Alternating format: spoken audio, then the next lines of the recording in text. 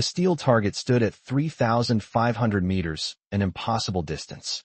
No human alive can hit it consistently, Sergeant Major Blackwood declared, his voice dripping with certainty as trainees nodded in agreement. No one noticed the lone figure on the distant ridge, setting up with methodical precision. In the moment between Blackwood's smirk and his next breath, the target exploded into fragments. Confusion rippled through the group. They hadn't even heard a shot. 3 seconds later, the distinctive crack echoed across the valley. Blackwood's face drained of color as he whispered, "She's back." From which city in the world are you watching this video today? If you enjoyed this story of justice and redemption, consider subscribing for more tales of extraordinary courage in the face of betrayal. The morning sun sliced across the Kadaris Special Operations Training Facility, illuminating dust particles hanging in the desert air. 20 elite snipers sat in neat rows before Sergeant Major Thaddeus Blackwood, whose campaign ribbons and combat badges created a colorful tapestry across his chest. His weather-beaten face bore the hallmarks of decades in harsh environments, and his reputation preceded him like a shadow. The most decorated sniper instructor in the program's history, Blackwood had trained 3 generations of the military's deadliest long-range specialists. "Gentlemen," Blackwood announced, pacing with deliberate steps that kicked up small clouds of dust. "Today we separate the legends from the liars." His weathered face cracked into a smirk. Every marksman thinks they're special until they meet the impossible. He gestured toward a distant steel plate barely visible on the mountainside, shimmering in the heat mirage at 3,500 m. Most of the trainees squinted, struggling to even locate the target with their naked eyes. "Physics doesn't care about your ego," he continued. "No human alive can hit that target consistently at that range. That's why we call it the humbler. But today, we'll work our way up. Start building the fundamentals that separate professionals from amateurs." The trainees nodded solemnly, all except for Lieutenant Aviva Nix, who sat motionless at the back, expression unreadable behind specialized ballistic sunglasses. Her dark hair was pulled back in a tight regulation bun, and unlike the others who leaned forward eagerly, she maintained perfect posture, still as a statue. Where others wore standard issue gear, her equipment showed subtle modifications, worn but meticulously maintained. Blackwood began calling out names for the first round of attempts at a more reasonable 800-meter target. When he asked for volunteers for a 1,200-meter challenge, Aviva's hand raised slightly, but Blackwood's gaze deliberately swept past her as though she were invisible. "Specialist Donovan, you're up," he called, pointing to a broad-shouldered man 3 rows ahead of Aviva. From a distance, Captain Lazaro Reyes watched the proceedings through binoculars, his posture stiffening when he spotted Aviva among the trainees. His hand moved instinctively to the secure phone at his belt, and he stepped away from the observation post. "Sir, we have a situation," he said quietly into the device. "She's here." The voice on the other end responded with a single question, and Reyes glanced back toward the training ground. "Yes, sir." "Confirmed." "Lieutenant Nix, what do you want me to do?" One by one, the elite trainees attempted their shots at the intermediate targets, each managing respectable groupings, but failing as the distances increased beyond 1,500 m. Blackwood's mockery grew more pointed with each failure. "This is why we train, gentlemen," he announced, an edge of condescension in his voice. "So you don't waste ammunition in the field on fairy tale shots. So you know when to call in air support instead of trying to be the hero who makes the impossible shot." Specialist Talon Merrick, a lean, observant trainee with piercing hazel eyes, noticed when Aviva quietly gathered her equipment and slipped away from the group. His gaze followed her retreating form with curious intensity, noting the way she moved with uncommon efficiency, no motion wasted. As Aviva walked across the perimeter of the training ground, brief flashes crossed her mind like lightning. Medals being stripped from her uniform in a sterile conference room. Newspaper headlines screaming, "Mission disaster. Special Forces operation compromised." 5 flag-draped coffins arranged. In perfect formation, a commanding officer refusing to make eye contact as he read prepared statements denouncing her actions. Her jaw tightened imperceptibly as she moved with purpose toward the vehicle staging area. For 1,000 m from the training grounds, Aviva methodically established her position on a rocky ridge overlooking the entire facility. The vantage point offered clear sight lines to both the training area and the impossible target, while keeping her concealed from casual observation. Each movement was precise, economical, practiced over thousands of repetitions in environments far more hostile than this.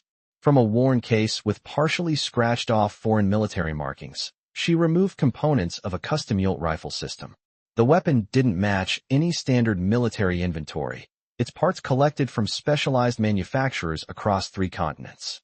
She assembled it with the fluid efficiency of someone who could perform the task blindfolded.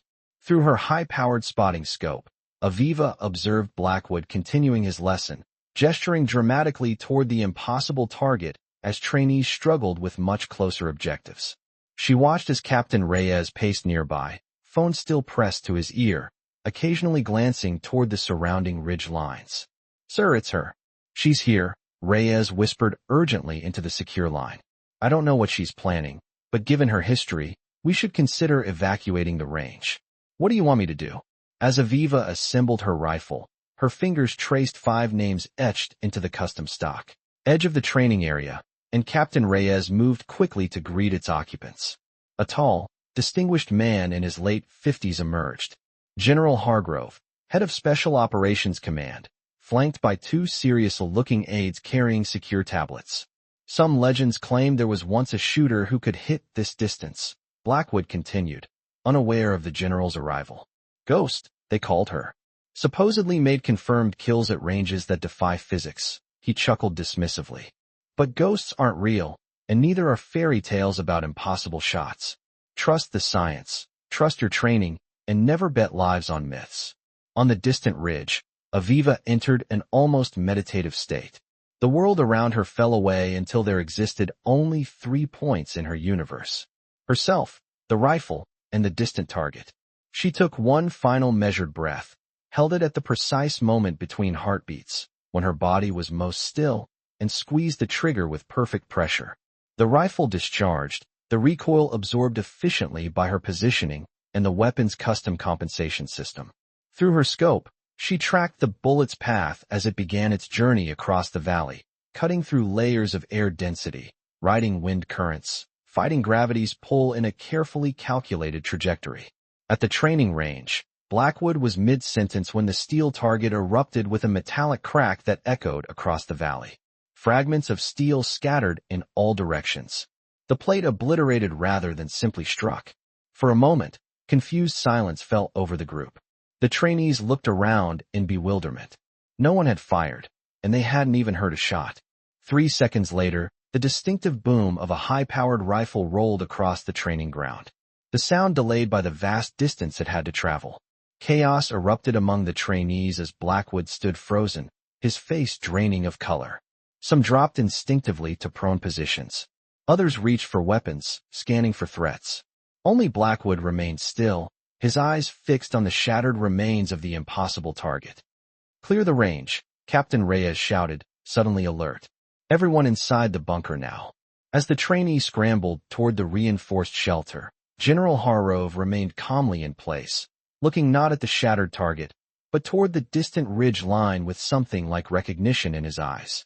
"Delay that order," the general said quietly, his voice carrying authority that instantly halted the frantic movement. "No one is in danger here." Blackwood finally broke his stunned silence. "Sir, we have an unknown shooter with capabilities beyond anything I've ever seen. We need to lock down and call in QRF." "The shooter isn't unknown to me, Sergeant Major," Hargrove replied. He nodded to one of his aides who distributed sealed folders to the senior personnel present. "And after you read this, she won't be unknown to you either." 3 years ago, Hargrove's voice cut through the commotion. A classified operation came Shadowfall was compromised by someone in this command. 5 operators died. 1 survived. Blackwood's expression shifted from shock to guilty recognition, his eyes darting toward the distant ridge line. "That survivor was falsely blamed," Hargrove continued, nodding to an aide who distributed sealed folders to the assembled officers. "Until yesterday, when new evidence came to light." The senior instructors opened their folders and began reviewing the contents with increasing disbelief. Security footage appeared on tactical tablets showing Blackwood meeting with foreign operatives days before the failed operation.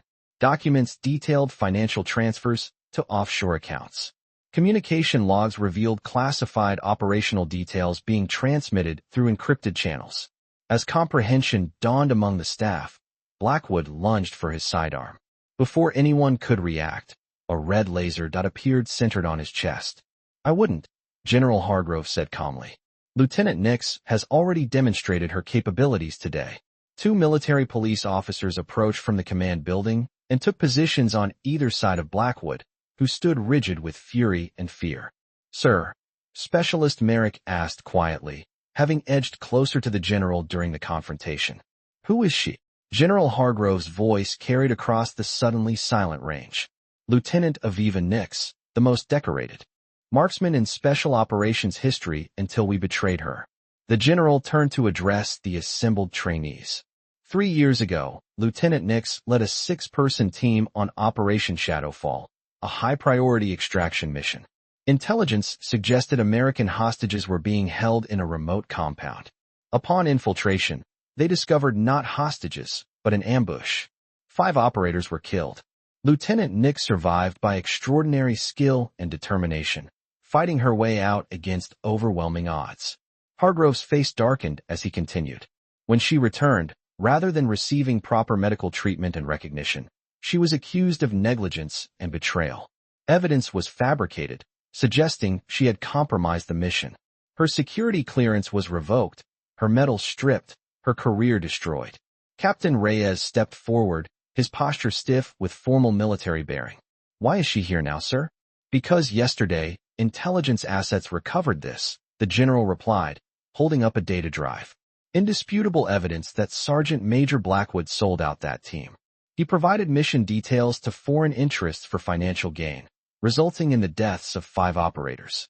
Blackwood, still with the red dot trained on his chest, finally broke his silence. "You have no proof that will stand up in court. I know how this works. I'll be quietly discharged. Maybe serve minimal time in a minimum security facility. These things get buried. They always do." "Not this time," General Hargrove replied. "Lieutenant Nix didn't just bring us evidence of your treason. She brought us the names of everyone involved in the conspiracy." At that moment, a transport helicopter appeared over the ridge where Aviva had positioned herself. As the trainees watched, the aircraft touched down briefly before ascending again, now with a passenger on board. Specialist Merrick, the general said, assembled the trainees in the main briefing room in 30 minutes.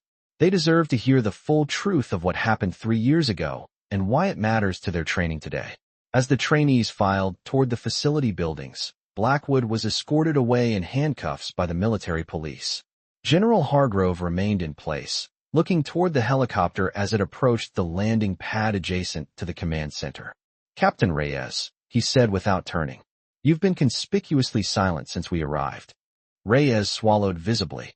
"Sir, I was just following protocol when I reported Lieutenant Nix's presence."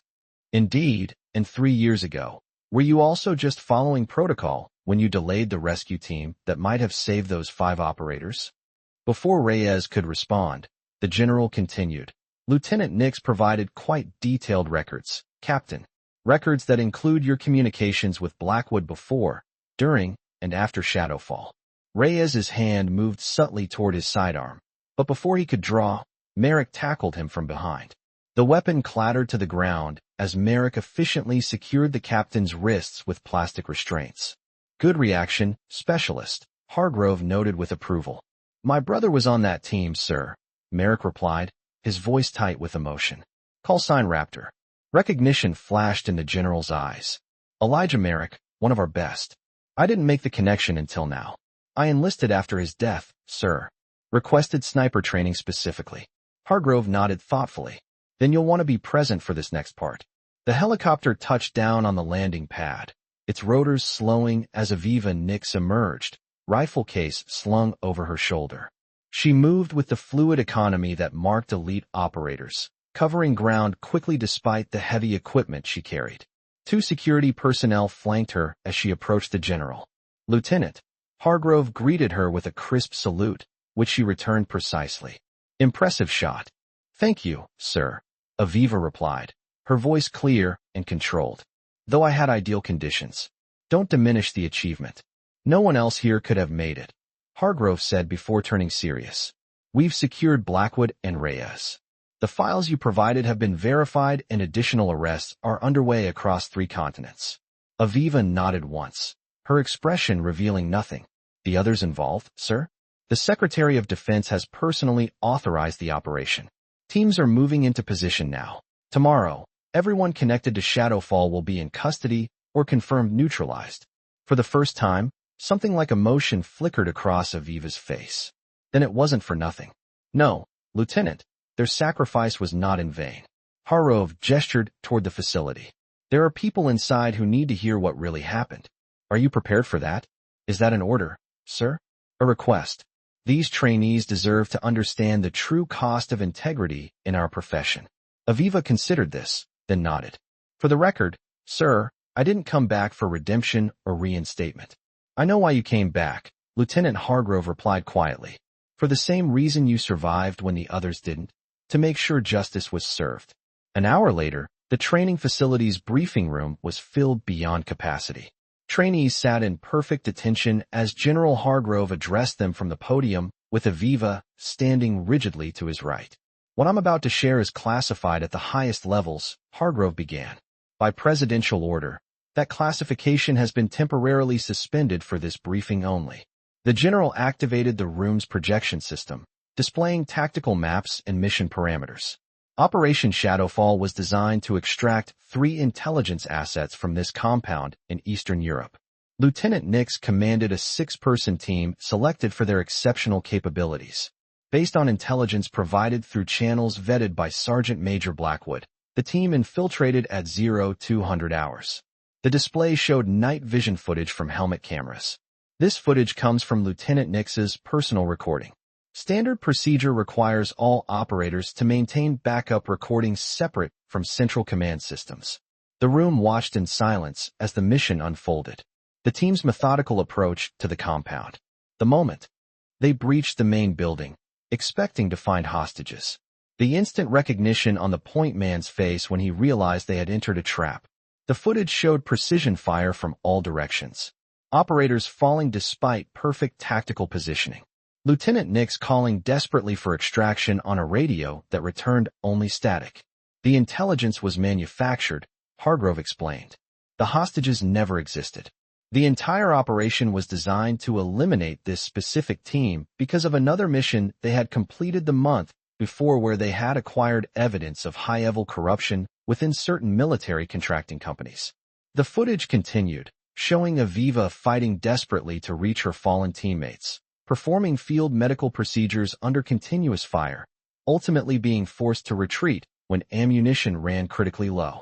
Lieutenant Nix survived by using techniques that ironically she learned from Sergeant Major Blackwood years earlier. During her initial training, she evaded capture for 3 days while injured, eventually reaching an extraction point where she was recovered by Allied forces. The general paused the footage. What happened next was equally criminal. Upon her return, Lieutenant Nix was immediately detained. Her report was classified. Evidence was fabricated suggesting she had compromised the mission. Her security clearance was revoked, her medal stripped, her career destroyed. Hargrove turned to face Aviva directly. Lieutenant Nix, on behalf of the United States military, I formally apologize for the injustice you endured. Effective immediately, your rank, decorations, and security clearances are fully reinstated with appropriate back pay and benefits. He removed a velvet case from his aide and opened it to reveal the Distinguished Service Cross. For extraordinary heroism in connection with military operations against an armed enemy, and for your unwavering commitment to truth and justice in the years that followed, it is my honor to present you with this decoration. As Hargrove pinned the medal to her uniform, the assembled trainees rose as one in a spontaneous standing ovation. Aviva remained at rigid attention, her expression controlled, though those closest could see the slight moisture in her eyes. When the general stepped back from the podium, he gestured for Aviva to speak. The room fell silent as she approached the microphone. I didn't come back for this, she said simply, her voice clear in the hushed room. I came back because I made a promise to 5 operators who didn't return. I promised them that the truth would come out, that their families would know they died with honor, not because of negligence or betrayal by their team leader.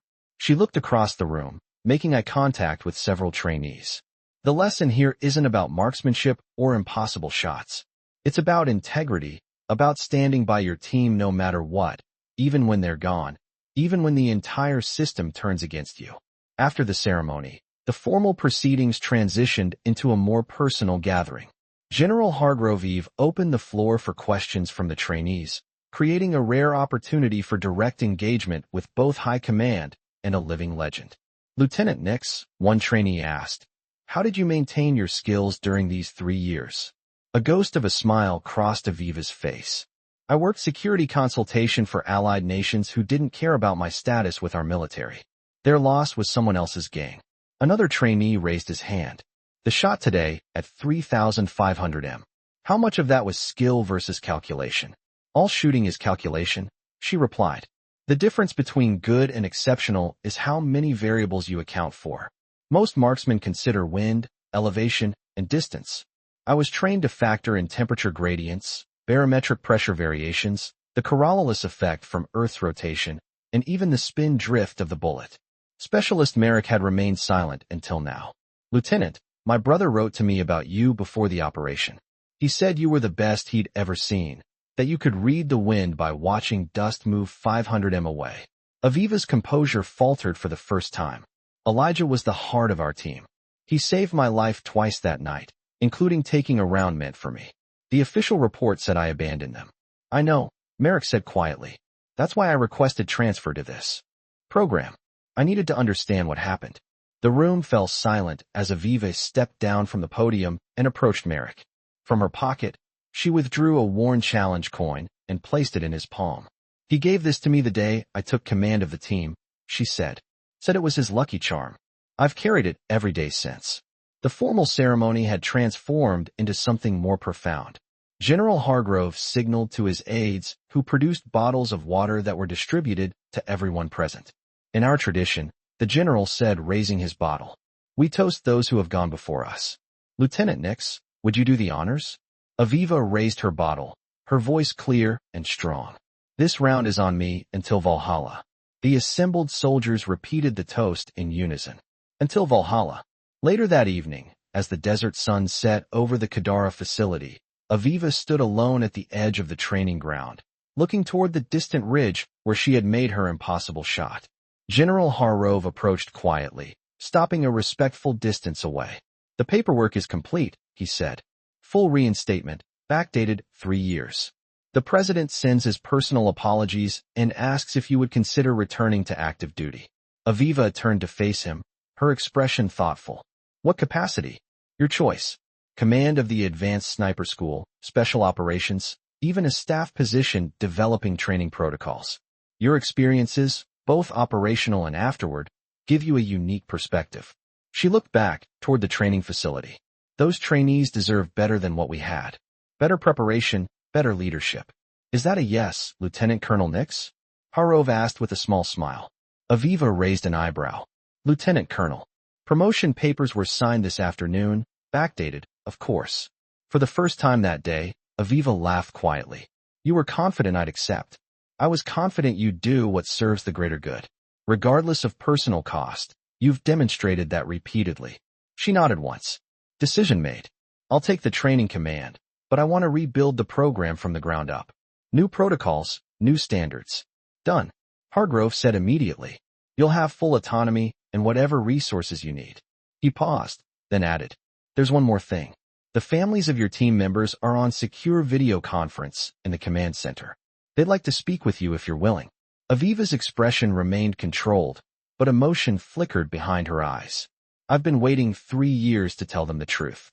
For the next hour, Aviva detailed what had really happened during Operation Shadowfall. She explained how each operator had fought with extraordinary courage, how they had realized they were betrayed but continued the mission anyway, how they had sacrificed themselves to ensure that at least one person survived to tell the truth. "Your husbands, your son, your brother, your father, they died with honor," she concluded. "Not because of my negligence, as the official report claimed, but because they were betrayed by the very system they served.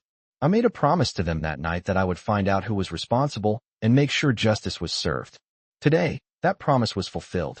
The command center had been cleared of all personnel except for Hargrove's trusted aides. On 5 large screens were the faces of families, spouses, parents, and children of the fallen operators. When Aviva entered, she stood at rigid attention before them. Mrs. Dawson, Mr. and Mrs. Merrick, Mrs. Sullivan, Mr. Garcia, Mrs. Patel. She greeted each family formally. I owe you an explanation that's 3 years overdue. Mrs. Dawson, whose husband had been Aviva's second-in-command, leaned toward her camera.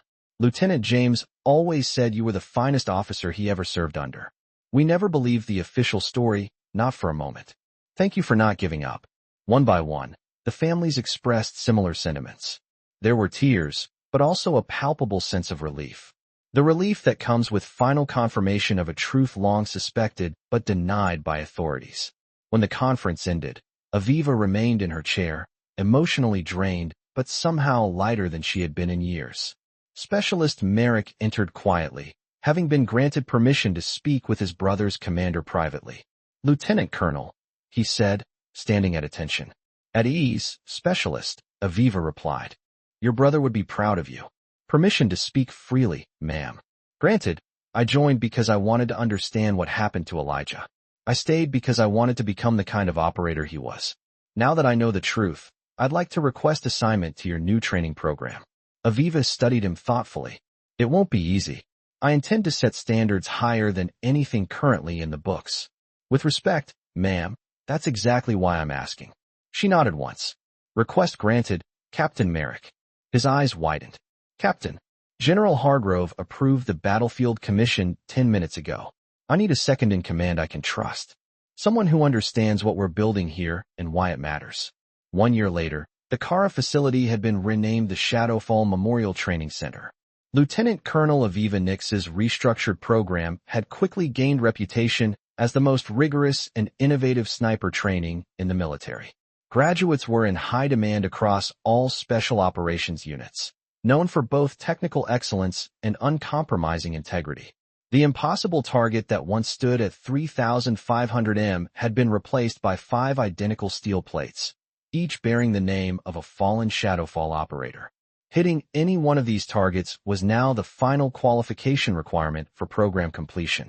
On this particular morning, Lieutenant Colonel Nix stood before her newest class of trainees, the rising sun casting long shadows across the training ground. Distance isn't just about physics, she explained, pacing slowly before the assembled marksmen. It's about patience, about reading the world between you and your objective. Sometimes the hardest targets aren't the farthest away. They're the ones hiding in plain sight. She gestured toward the distant ridge line. Yesterday, each of you attempted the qualification shot. 3 of you succeeded. That's the highest number in any single class so far. The others will have another opportunity next week. Captain Merrick joined her at the front of the group. Today, we're adding a complication. Variable winds at multiple elevations. The flags you see positioned across the range will give you surface indications, but you'll need to calculate the variations at different altitudes. The trainees listened with intense focus as Aviva continued the briefing.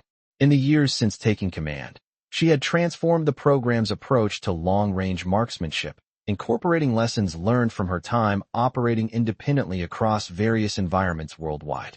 After dismissing the day's training session, Aviva walked alone to the ridge where she had made her impossible shot 1 year earlier. 5 stone memorials now stood in a semicircle facing the setting sun. Each bore the name, rank, and call sign of an operator lost in Operation Shadowfall. It had become her daily ritual to visit this place. She placed a single rifle cartridge on each stone, a sniper's tribute to fallen comrades. As she completed the ritual, she became aware of someone waiting at a respectful distance. A young recruit stood at parade rest, clearly nervous about approaching the legendary commander, but determined nonetheless. Lieutenant Colonel Nix, the recruit began. Permission to ask a question, ma'am? Aviva nodded once. Granted. Is it true what they say that you made that shot from over 3 miles away with a standard-issue rifle? Aviva studied the eager face before her, recognizing the same hunger for excellence that had once driven her, the same desire to push beyond established limitations. The rifle was custom, she corrected, but the distance was accurate. What was going through your mind when you took the shot? Aviva looked back toward the memorial stones. I wasn't thinking about the shot. I was thinking about a promise I made to 5 operators who trusted me with their lives. That no matter how long it took, I would make sure the truth came out. She turned back to the recruit. The shot doesn't matter. What matters is standing by your people in the field and afterward. Some targets you can see. Others take longer to find. But justice always finds its mark eventually. The recruit nodded seriously, absorbing the lesson. Now, Aviva said with the ghost of a smile, if you want to learn how to make that shot consistently, report to the long-range qualification course at 0500 tomorrow. Captain Merrick and I will be running a special session for anyone willing to put in the extra work. As the recruit hurried away, Aviva remained by the memorial stones, watching as the setting sun painted the desert in shades of gold and crimson. In the distance, she could see the training facility buzzing with activity. The next generation of elite marksmen preparing for whatever challenges awaited them. She placed her hand briefly on the center memorial stone, the one bearing the name of Elijah Raptor Merrick. We're making it count, she said quietly. Just like you asked. Then she turned and walked back toward the facility, ready to continue the work of transforming tragedy into legacy, of ensuring that what was broken could be rebuilt stronger than before. The wind picked up slightly as she walked, and without conscious thought, she noted its direction and velocity. A sniper's instinct that never truly faded. But for the first time in 3 years, the weight of the past felt lighter on her shoulders. Justice had found its mark. The impossible shot had been made, and somewhere she believed, 5 warriors were at peace.